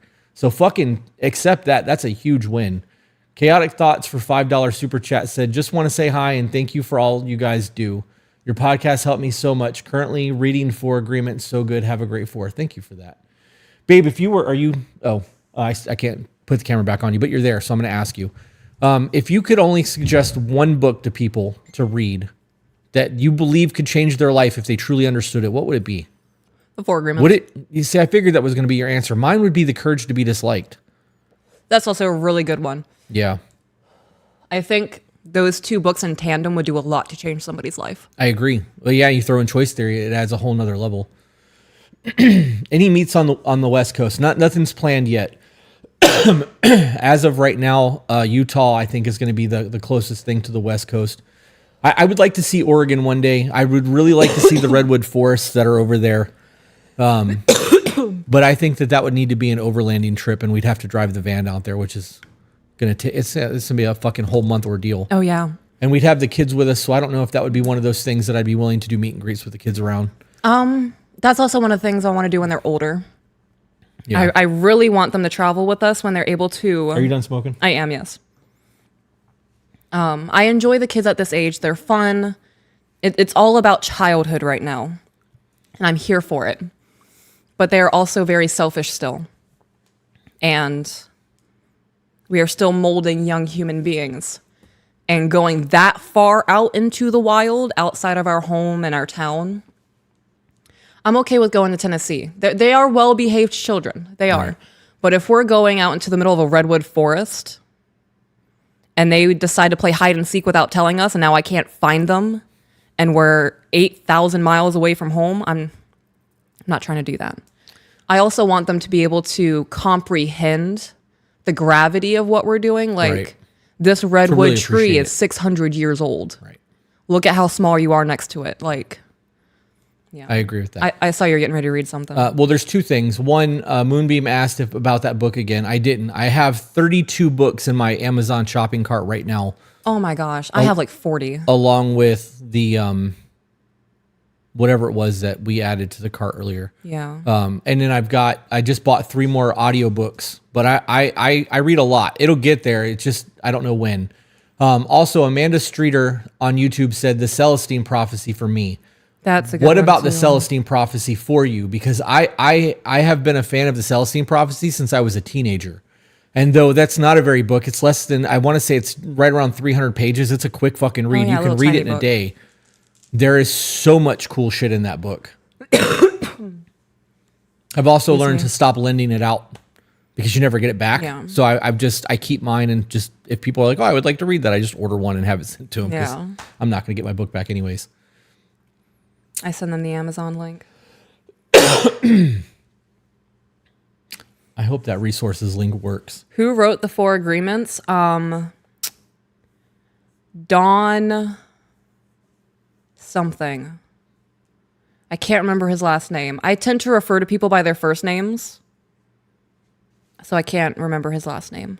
Yeah. If anybody clicks that link for the reading list, let me know if it works because we were Ruiz. working on the website right now and I don't know where it's at. Zen, my book choice was The Courage to Be Disliked. The Courage to Be Disliked. And I can't tell you the name of the author because it's Asian and I'm not going to try to fuck that up. Yeah.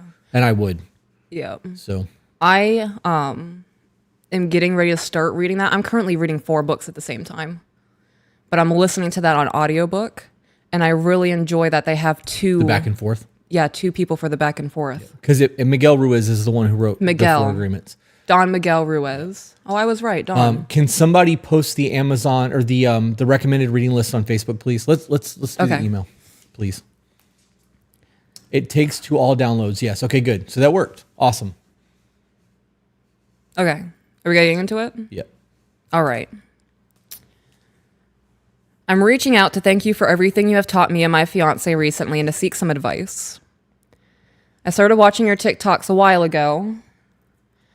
I cannot remember exactly when, and I was very intrigued by the dynamic of your relationship. I apologize. I need to get a tissue.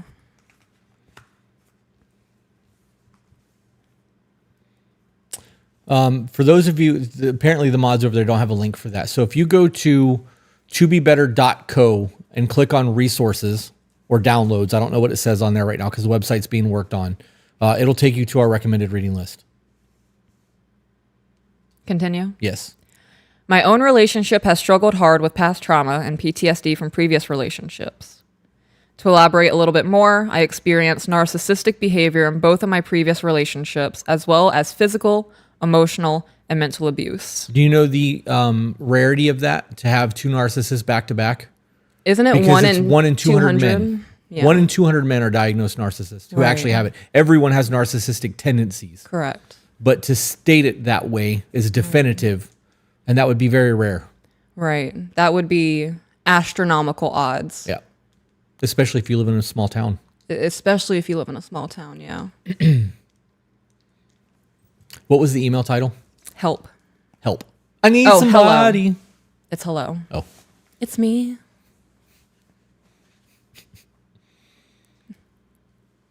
Back into it? Yes. Okay. Jesus. I do not have the best history with partners until I met my current partner. He is kind, patient, loving, and constantly uses my love language to ensure I am confident in his love and our relationship. When I am not feeling confident, I can tell him I need more attention today, and he will stop what he is doing and immediately devote his attention to me. He also suffers from trust issues, baggage as you would call it, which he brought from his previous relationship into ours. We are working together to heal and grow from our past experiences. Recently, things have been wonderful besides a few hiccups, and that's what has brought me here today.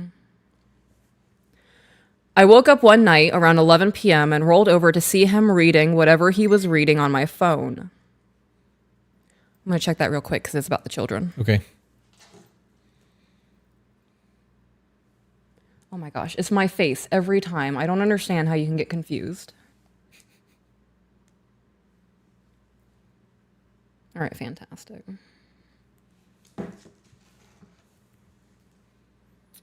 So she woke up, he was going through her phone. I have nothing to hide, so I have no problem with it. But this isn't the first time I have, for a lack of a better term, caught him going through my phone. Yeah, that's sneaky behavior. I don't like that. Yeah, that's behind the back. Very clear, I don't trust you. Yep. He knows my code and everything. Yet he goes through my phone, and he gets upset if anyone of the opposite sex has had a conversation with me, even coworkers. I work in a male-dominated industry. That's a huge red flag for me. I agree. I view that as a very controlling situation. Like, Yeah. that is controlling. That's very different than laying out boundaries and expecting somebody to choose to adhere to them or not. Right, throwing a hissy fit every time she talks to a Joe. That's a problem. It is. The context of the conversation would dictate whether or not it warrants Correct. attention. Right.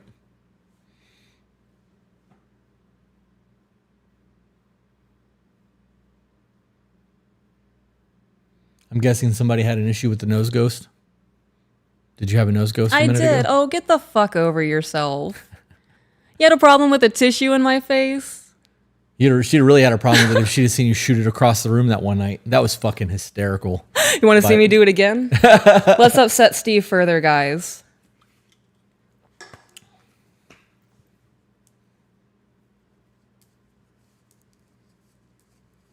Suspended from commenting, but not from watching. All right, here we go, buddy boy.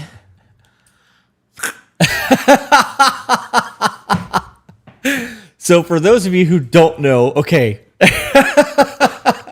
we're about 15 feet across from each other right now. So there was no concern whatsoever of that hitting me. But the first time she did that shit, we were less than 5 feet from each other.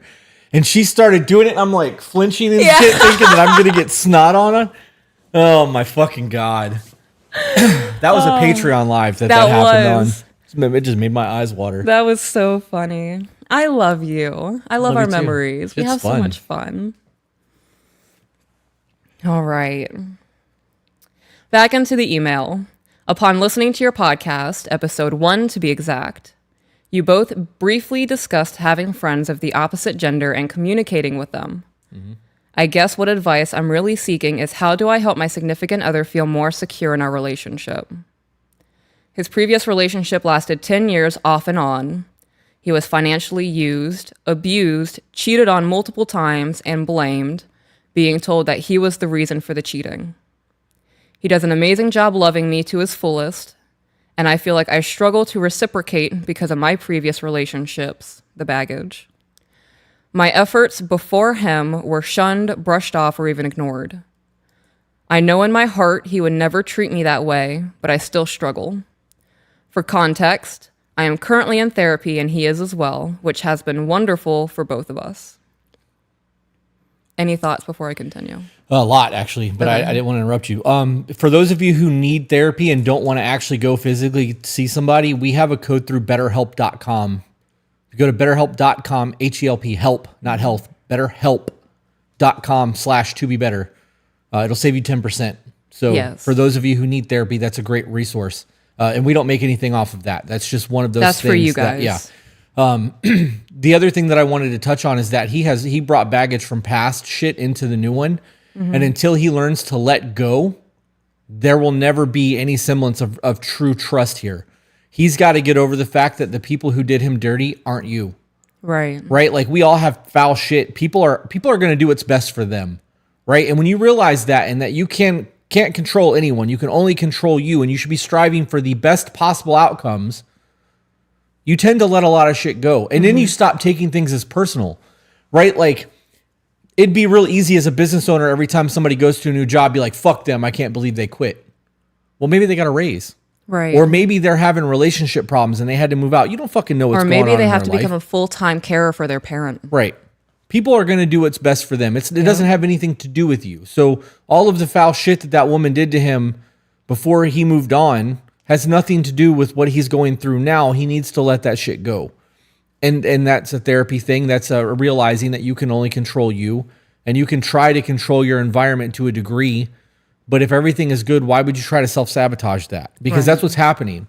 When you constantly you project that onto your person, eventually they're going to be like, well, if I'm going to be accused of it, why don't I do it? You know what I mean? Like there's a whole lot of that plays into it. So, yeah. Oh man. Throwback. Chaotic Thought said, do the Newsacre, please. No, that was a one-time thing. That was a one-time thing. One-time thing. That was so much fun.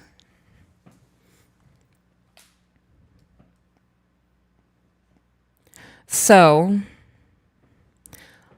I would have really appreciated examples of the excuses he gives as to why he rationalizes going through your phone in a sneaky manner. That's a good question. Because he's doing exactly what was done to him by doing that. Right.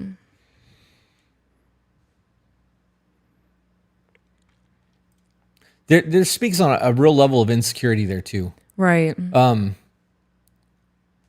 self-worth, right? Because I'm willing to bet there's a level, and this is purely speculation. I'm willing to bet that there's a level of him because of the 10 years where he was cheated on, abused financially and otherwise, that he doesn't believe he deserves what he has. right? If you believe you're not good enough, this is actually part of the document. We're going to get into this when we read the document. Okay. But there is a part of you that if you don't believe you deserve the life that you have, you're going to sabotage it. Or you're going to start looking for reasons to not believe that it's real, right? You're going to start self-deprecating and your world's going to collapse, and you will have cultivated that because you put that out into the universe. That's a problem. Like, I know what I bring to the table with us, and I know how much you love me because of the way that I treat you and the way that I take care of you and water you. So like, I don't have to worry about those things. And if there was a part of me that didn't believe I was capable of being the man that you needed, I would be insecure in our relationship because to a degree, I do believe that you're out of my league, right? So That's crazy to me. It keeps me on my A game to make sure that I'm doing what I'm supposed to be doing to deserve you, right? Like I'm earning my life with you one day at a time. And as long as I view it that way, I'm not going to stop doing that. That's how I view that too. That made a lot of sense to me. Okay, I'm glad. I view it the same way. Okay. Well, then I don't have to say anything else because you get it. Because I view you as out of my league. And every day I gotta do something a little bit better than yesterday. A little more razzle dazzle. That's funny. No glitter though. No glitter. So I wanted to touch on, I feel like I struggle to reciprocate because of previous relationships, meaning the baggage. My efforts before him were shunned, brushed off, or even ignored. You withholding love because of past relationship issues could be triggering him to do what he's doing and going through your phone. I could see that. Right? I could see that because there's a distance. Right. And so so another hypothetical for somebody who's been abused, and you are hypersensitive to changes, when you withdraw, there's always going to be that why. Is she talking to somebody else, something else going on? Am I being used? Am I being abused? Is this repeating? Is it happening again? Oh my God, oh my God, oh my God. Mm-hmm. Yeah. It's a change of frequency in the home. The vibrations ain't right. Right. Okay. Even when you and I are going through it, if one of us is having a bad day, if we annoy one another, whatever the case may be, we still go out of our way, or I'm going to kiss you when we're leaving the house. I am going to come and rub up on your shoulders and ask you if you need anything. Right. My level and love and caring for you does not change when our emotions do. It's a choice. Right. And I view that as not just choosing to prioritize your person, it's choosing to prioritize stability in the relationship. That's a baseline for us. Right. It is. If one day I'm upset with you and I still don't go out of my way to serve you your dinner or ask you if you need anything or take out the trash under your desk, something's really fucked up, and that's going to set off massive alarm bells in your brain. Yeah. It will. Right. And it would be subconscious at first. Right. I think that when those changes happen, most people don't notice it. Like, they notice it subconsciously, but they can't put their finger on what's going on. Yeah. Like, why do things feel wrong right now? Yeah. And then that's when snooping happens. That's when there's that. I mean, that absolutely makes sense to me. Whole lot of that. Yep. All right. I'm glad that made sense. Carrying on. I love this man so much. He really is everything I have ever dreamt about and more. I want to be the best version of myself that I can be for him and be the best partner that I can be. He is the most amazing man I ever met on this planet, and I just want to give him the security he gives me. Then don't withhold your love. Right. If he gave you the security that you claim that he gives you, you wouldn't struggle to reciprocate the love. Right. So I would reevaluate the security. It could be subconscious issues at this point. Really pay attention to triggers. If something happens and you go, ew, don't just gloss over that and go, okay, this is what we're doing now. I don't want to do this anymore because it made me uncomfortable. Why did that make you uncomfortable? How long has it been since we said, did that trigger you? Good. Now ask yourself why. It's been a hot minute. Yeah. It's been a hot minute. Yep. Small side note, he tells me everything I do is enough and he knows that I love him, but I know he still struggles because of the phone incidents. If you managed to make it this far in my email, I really appreciate you both so much. My fiance and I have started listening to your podcast together because you have helped us so much already with our communication. We love learning about each other and asking the right questions. Thank you for all that you do. I really hope you make it to my email, and I'm looking forward to any response I may receive. Okay, here's a really simple answer to this. All right. Implement the check-ins. Check-ins. Because that's going to enhance the communication, which is the last part of the email that you just read. You'll learn how to talk to each other, and you'll actually be able to ascertain what the problem is, and then you can start working on fixing what the problem is. Check-ins are a way to be honest with each other. You can't be mad about it. I mean, you can. The check-ins sting a little bit sometimes. There are times that you walk away from that going, damn, I got a lot of work to do. That's good, because if you don't fucking know, you don't know. But I think that the honesty that needs to happen there could solidify a new foundation of trust between the two of you. It's okay to be like, hey, that happened today. It made me feel like X, and I'm working through it. Can I look through your phone right now? Like, it would make me feel better, right? Like, but there's also a level of you don't get to get mad because somebody's having a conversation with the opposite sex. Right. It depends on what the conversation is, right? Like, there's context to that. That's not just a black and white thing. There's a whole gray area there. Right. There's a difference between somebody that's been friends with somebody for 30 years versus the new coworker that happens to be the opposite sex, and you guys are having slightly too friendly conversation, right? Like, that shit should be kind of capped to a minimum. I'm not saying that there's not friends of the opposite sex, but like, you need to prioritize your marriage. Yeah, if you're texting good morning and good night to one specific problem. opposite person, yeah. Yep. What do you think? You got anything on that one? I'm surprised your iPad lived the entire time. It actually went down 3 percentage points, but we made it.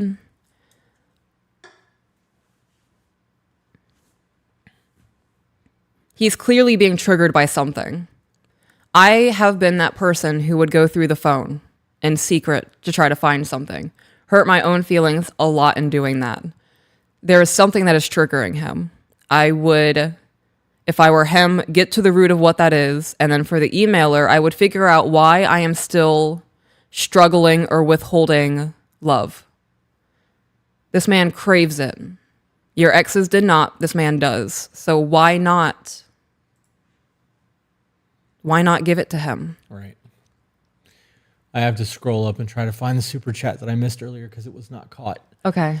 Excuse me. Somebody in Discord just said that my respiratory system does not like me because over the last 2 years of listening, I've had quite a few respiratory issues. Yeah. I have acute bronchitis. It does not matter what happens. If I get sick in any fashion, I get bronchitis immediately afterwards. Yeah. But because I'm not willing to go to the doctor and take antibiotics for shit that's going to heal on its own, I just cough for a little while. Yeah. The super chat said, you guys have truly changed my life. Went from my fiance and I it just fucking disappeared. I missed the super chat. Sorry. It won't let me scroll up any higher than that. And comments came through and it boosted it. It bumped it. So thank you for the super chat, whoever sent it. I'm sorry that I can't read the rest of it. The Daily Dose of Alex said, what can you say to somebody who, when they are in a bad mood, completely shuns you out and snaps at you for just trying to be helpful in any like kind of scenario that needs help? You don't treat people that you love like that. And if you do, it shows that you look down on them. Right.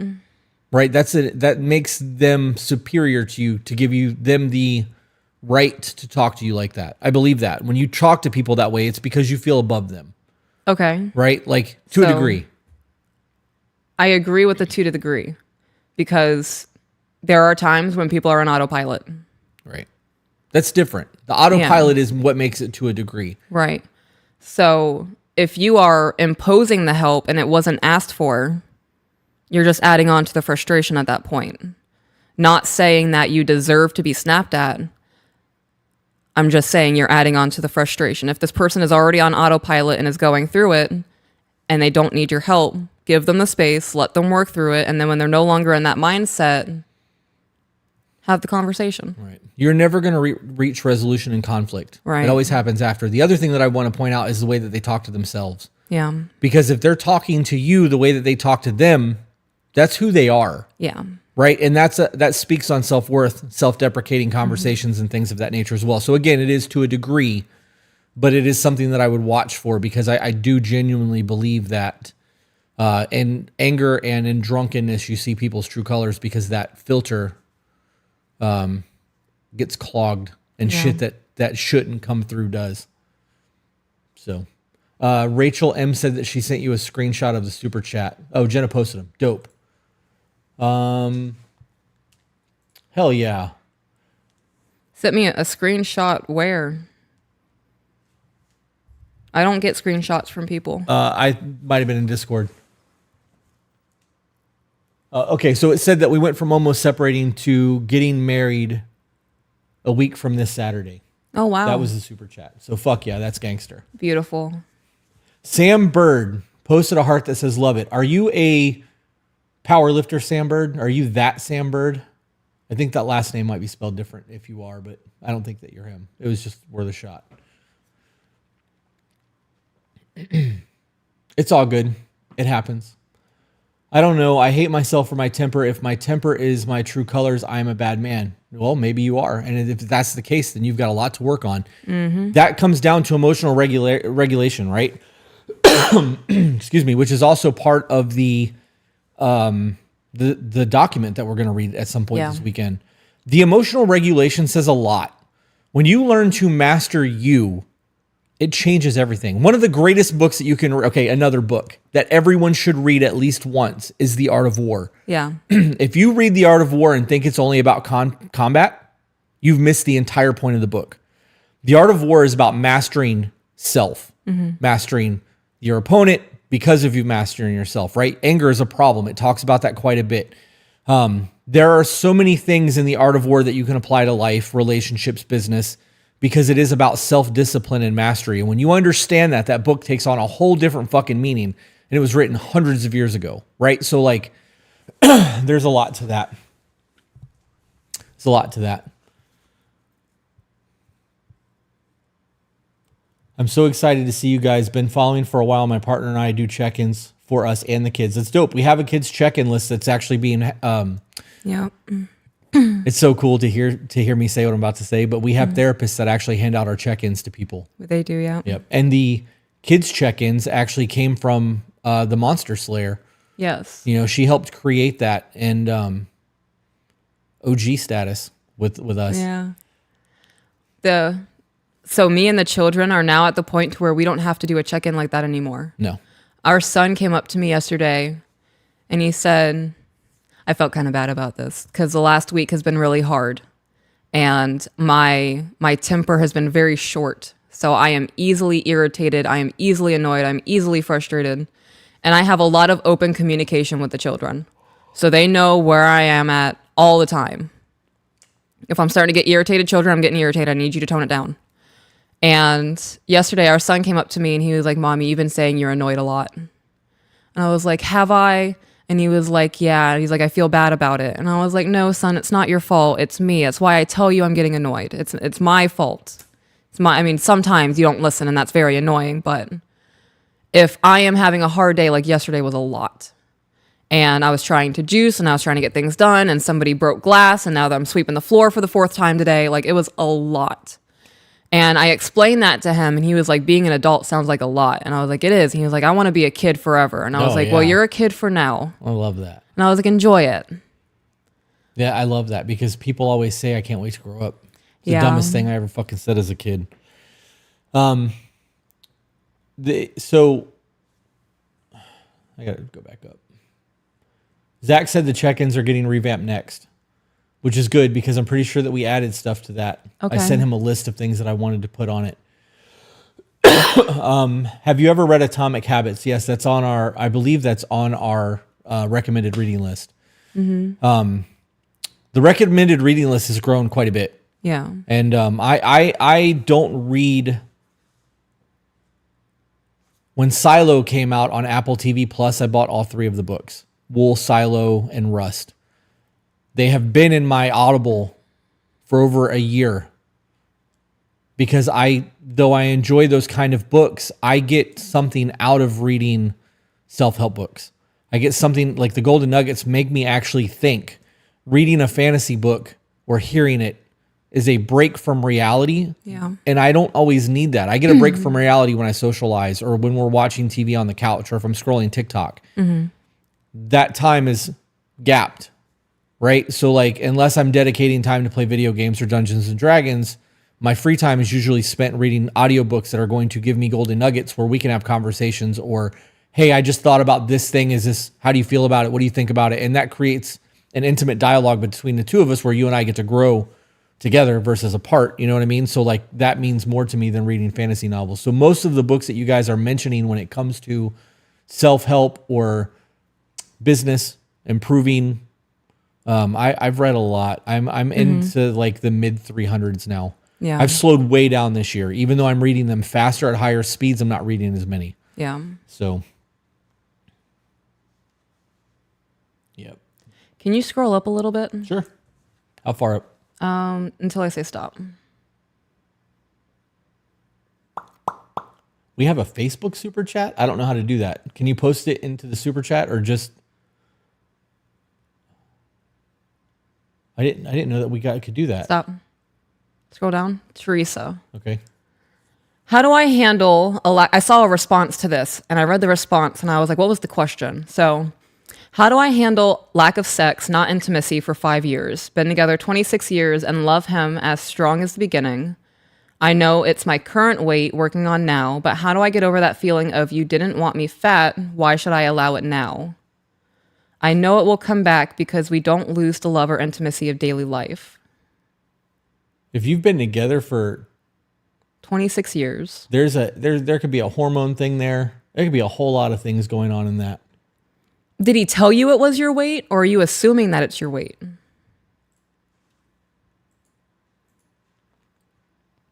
Can somebody post that super chat from Facebook in the Discord and tag me, please, so that I can read it? He told me. He told her it was his weight.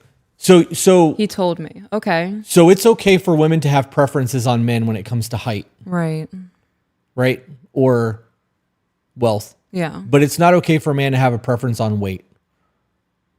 Because it's sensitive when it comes to feelings. Of course it is. Yeah. Well, you can control your weight. I can't control my height. Right. So if you had a problem with me being under 6 foot tall and I had to constantly hear about how I got Napoleon syndrome and I'm short, blah, blah, blah. Yeah. I can't control that. People are allowed to have preferences. Right. If you know that your person likes a certain thing, try to maintain that. Yeah. You should be trying to maintain that. Even if it's not for you, because your health should matter. The investment that you put into your health is your longevity on this planet. Right. But if your partner likes a certain thing and you're married to them, why not try to accommodate those things? Right. I ask you all the time, should I shave the beard? I'm going to shave it. Right? Because I can control that right now. Right. And you ask me all the time, what do you think about my hair? Right. Should I do this with my hair? What do you think about this? We both obsess over our weight, not just for our health, but because we want to look attractive for each other. We are trying to do for each other because we want to keep that flame alive. Yeah. If you start a fire, it's a lot of fucking work. To maintain a fire, it's just feeding it. So it's the same thing. Let's see if I got tagged. So Boom. I want to think about that because one of the reasons for me leaving somebody was because of their weight. Oh, that was a super chat. They were unhealthy. They were not trying to get back to a point of health. We were limited in the things that we could do.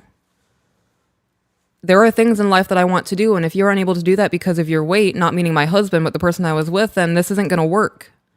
I'm not going to limit myself because you're limited by what you put in your mouth. Like, I'm not doing that.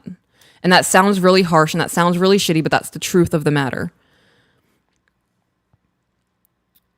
So if he is saying it in a way that's not body shaming and it's not, I don't want to have sex with you because you look like a fat pig, Right. beached whale over here. If he's not doing those things and it's gentle conversations, I can understand how it hurts. Right. Yeah, I can too. Because I don't want to fucking hear that. I already have low self-esteem within myself. Now, this is me speaking. I'm not speaking on Teresa. This is how I would put myself in that position. I'm already speaking poorly about myself. I already hate how I look. I'm already insecure. And then hearing that from my husband, yeah. Once I get past the emotional aspect of that, I would recognize, so I'm not crazy. I do look the way that I feel that I look. So what am I going to do about it? Right? My biggest advice in all of that, if he is being gentle and loving and caring, because the intimacy is still there, don't take it personally. I'm going to say something really controversial. Okay. And it may open a can of worms. I don't believe that obesity is a disease, first and foremost. Okay. Right? And I say that full stop. You can figure that out however you want to figure that out. I don't believe that it's a disease. Okay. The other thing that I want to point out is that we do not have food anymore. So there are people out there who eat organic and they exercise and they're very in shape. Right. There are people out there who exercise every day and do cardio every day, but eat processed garbage and our body responds to it as such. Right. We are malnourished. Being obese, I am technically, according to BMI, obese. I have been morbidly obese according to the BMI chart. I am currently overweight according to BMI. By the BMI, right. Yeah. The food that we are eating is toxic to our body. We have more toxic, poisonous food in our country than most of the world has in theirs. Yes. As we continue to eat this food-like product, we're not getting nourishment. We're not getting the things that our body needs, minerals, vitamins, because it's all been stripped and re-added as a synthetic. Right. The food that we are eating is making us fat. You can moderate as much as you want, but if you're eating things that aren't nourishing you and you feel hungry all the time and you continue to eat that garbage, you're going to continue to gain weight and feel the way that you feel. So for all of you who are struggling with losing weight, eat organic foods. Yeah. If it's not a can of fucking tomato paste and it says tomatoes and water, don't eat it. If it's got poly blah, blah, blah, blah, blah. And preservatives. It's a fucking chemical, right? We have pesticides in our food. The same people that makes Roundup, the weed killer, makes a lot of our food products. Chicken is not chicken. And for more than 50 years, we were eating chicken that had arsenic in it because the arsenic killed the disease in the chicken and it poisoned us. Yeah, they didn't believe that it would transfer. Right. So look for grass-fed food. Don't just buy McDonald's and Checkers. If you can't afford to eat or don't have the time, which is a luxury, I understand that. But if you don't have the time to cook all the time, find organic food sources that you can pick up and do quick, easy food options that way. But simply changing the quality of food that you eat is going to change your appearance. Right. It's going to make you more healthy. I've stopped eating bread. Yeah. And I've lost like 15 pounds already. I can see it now. From the time that we got back from Vegas till today, my gut looks different. My shirts are fitting differently again. And all it took was me stopping processed anything. If you buy bleached flour, they add nutrients to it. You're not getting nutrients. They strip it away by making it white. Flour is not white. When you do that, you are eating bleached flour. You're eating chemicals. And all the enrichment is bullshit that they're putting back in that is lab created. They're not putting minerals and shit back in your food. Right. Be aware of what you're consuming. That's going to help you with your weight loss. I really think that at a level, this conversation comes down to corporate greed and overpopulation. I agree. Because there's not enough food in terms of maintain. farms in the United States to keep us alive in the event that they stop the preservatives and the fake shit that's going in there. Yeah. Andrew said that we totally missed the point of her question. Well, let me go back to the question because I have it saved. I don't know if I can make it any bigger. I can't see that. How do I handle the lack of sex, not intimacy, for 5 years? Right. That's the question. Okay. The rest of it's a statement.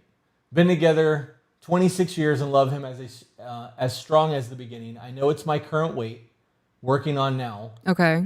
But how do I get over the feeling of you didn't want me fat? Why should I allow it now? Don't take it personally. Understand, we answered that. How did we not answer that question? That's why don't take it personally. Everybody is allowed to have a preference. Right.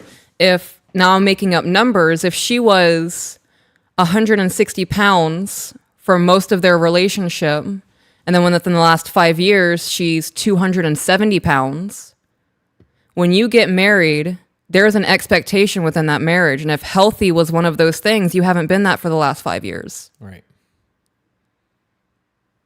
Why would you self-sabotage? If things aren't good right now, and you are unhappy about it, and you clearly want it to change, Right. why would you then further? This is like dropping your cell phone. If I drop my cell phone and it got a little nick on the screen and I picked it up and I fucking slammed it on the ground over and over and over again, and you're like, what are you doing? I was like, it's already got a scratch. It doesn't fucking matter anymore. Right. And I'm just smashing I'm my mad cell about phone. the scratch. Yeah. What?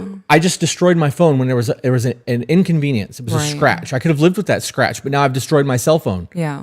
There's no reason to do that. This is an inconvenience. I don't like the way that it made me feel. I'm working on it, and now we need to work on getting back to some sort of homeostasis in our marriage. Right. I would like to continue to have sex. Therefore, I know you're not attracted to me when I'm big, so I'm losing fucking weight right now. Yeah. I'm not going to be mad about that. You have the right to have a preference. If you told me that if I got back up to 300 pounds and you're like, I'm not attracted to you like this, you have the right to feel that way. I do, yeah. And vice versa. I'm not going to self-sabotage my marriage at that point. Well, I'm already 300 pounds. Fuck it. She's not fucking me. I'm going to gain Right. 500. Like, Or I'm depressed, I'm emotional eating. right. I'm going to reel that back in. This also falls into the not initiating.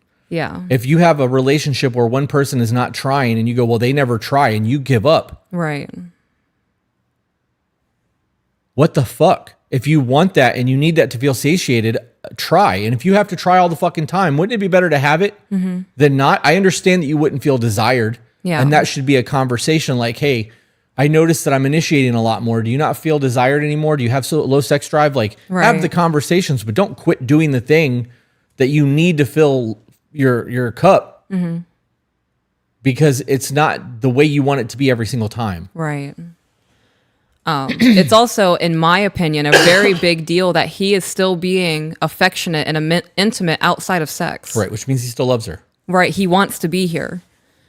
Now, if he's being unsupportive, like I said, and he's being an absolute asshat, and say she starts a diet and is trying to eat healthy, and she goes, please don't eat junk food around me. And he makes it a point to eat a bag of chips in front of her every day. Or he goes out of his way to buy cupcakes and he goes, oh, these are so great. I bet you wish you could have one. Yeah, fuck that. That's asshole. Fuck that guy. I would also have a hard time after losing all of that weight going, why would I want to have sex with you now when you were able to treat me so poorly just because I gained weight, bearing children for you? Yeah. The fuck out of here. So the context of that conversation certainly Matters. I would take all of that super personal. I actually, every time I diet, because I have a cycle of getting really in shape and then really out of shape and really in shape and really out of shape because I enjoy food. Right. I am a sweets person. Like I can fuck up an entire pan of brownies in one sitting. I hate myself afterwards and I'm sick the next day from all the sugar, but I am addicted to that. Like, and I know that and I emotionally eat. When I get it's even worse when I'm depressed. Oh like, my gosh, are you kidding me? Put down 10,000 calories. So I get it. I fucking get it. But when I'm like, okay, babe, I hate myself right now. Like I feel disgusting. I'm ready to start dieting. And we buy the diet food. If you went and bought a bunch of fucking ho-hos and bonbons and funny bones and all the little Debbie snacks and Christmas trees, and I would take that super personal. Like, you know that I hate me right now. You know that this is a problem for me. And you've now brought this poison into the house. It's just going to sabotage my diet. Right. There's a selfishness in that. And I believe that if you have somebody that's super in shape and somebody that's not, and that person is struggling to keep their weight down, that person who's already in shape should not be bringing that shit around that person. If you were addicted to meth, I'm not bringing meth in the fucking house. Right? Like, same thing. We got a super chat from Kirsten said, if you guys come out to the Redwoods, you should drive a few more hours north to see the Columbia Gorge between Washington and Oregon. Avoid Portland for sure, though. Yeah, we will be avoiding Portland. Don't worry about that. We got to wrap this up in 2 minutes. All right. Well, let's just wrap it up then. Okay. Guys, we appreciate you all tuning in. We've averaged between 550 and 600 plus the entire show That's insane. between the three platforms. So maybe we'll Holy continue crap. to do the Facebook Live. If you guys are watching on Facebook, we may not have answered, but who is the author of The Art of War? It's Sun Tzu. Yes. Suntzu. Sun Tzu. If you guys are watching this on Facebook, please go to YouTube and subscribe to the YouTube channel. It's free. It doesn't cost you anything. We will not always be going live on Facebook, but if you enjoyed this and it's your first time watching a live stream, youtube.com/@to-be-better and subscribe to the channel. We want to hit 200,000 by the end of the year. We're at 187,000 as of yesterday. Close. If we can get to 200,000 by the end of the year, I'll be happy. But if we can hit 250 by the end of the year, I'll be fucking ecstatic. Yeah. And then we'll have to find some sort of stupid challenge to do. Oh, I was gonna say, never mind. What? Well, your Mercedes was the The big one. big 150. I was like, my pink motorcycle with wall tires. I want you to get something else first. Like what? Something that's not custom that's going to cost a lot of money. Okay. And I'm not going to verbalize why, because I don't want to put that out into the universe. Okay. But most first of everythings don't last. We'll just leave it at that. Okay. So with that being said, guys, thank you for tuning in, and we will see you on the next one. If you would like to join in on the next live, it'll be Sunday at 3 p.m. Eastern. Yes. Well, actually, we will have some lives over the next few days on our Patreon. Right. Well, the next free live. Yeah. Next free live will be Sunday, 3 p.m. Eastern. 3 p.m. EST. Have a great day, guys. Bye, guys.